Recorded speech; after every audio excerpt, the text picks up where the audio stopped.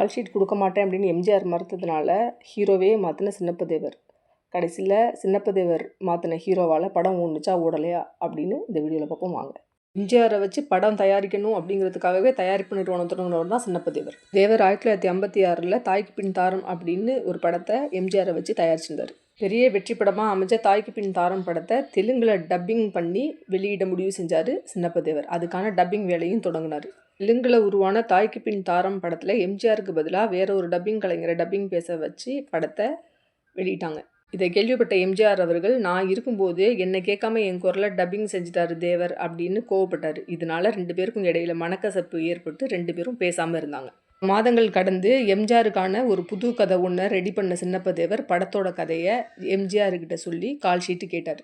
ஆனால் தாய்க்கு பின் தாரம் படத்தில் வந்த மனக்கசப்பு காரணமாக கால் ஷீட் கொடுக்காம எம்ஜிஆர் தேவரை இழுத்தடிச்சார். இதனால கோபமான சின்னப்ப தேவர் எம்ஜிஆருக்காக எழுதின கதையில் ரஞ்சன் அப்படிங்கிற ஒரு நடிகரை நடிக்க வச்சார். அந்த படம் தான் 1957 வெளியான நீலமலை திருடன் அப்படிங்கிற படம். இந்த படம் பெரிய வெற்றி படமாக அமைஞ்சாலும் இந்த படத்தில் வர்ற பாடல்கள், சண்டை காட்சிகள் எல்லாமே எம்ஜிஆர் செய்கிறது மாதிரியே இருந்துச்சு. குறிப்பாக நீலமலை திருடன் படத்தில் இடம்பெற்ற பாடலான சத்தியமும் லட்சியமாய் அப்படிங்கிற பாடலில் ரஞ்சன் நடிக்கும்போது திரையில் எம்ஜிஆர் நடித்த மாதிரியே ரசிகர்கள் ரசித்து பார்த்தாங்க. இதற்கிடையில் சின்ன கோபத்தால் கால்ஷீட் கொடுக்காம இருந்ததால் வேற ஒரு நடிகரை வச்சு படம் எடுத்துட்டாரே தேவர் அப்படின்னு எம்ஜிஆர் சில வருஷங்கள் தேவர்கிட்ட பேசாமலே இருந்தார்.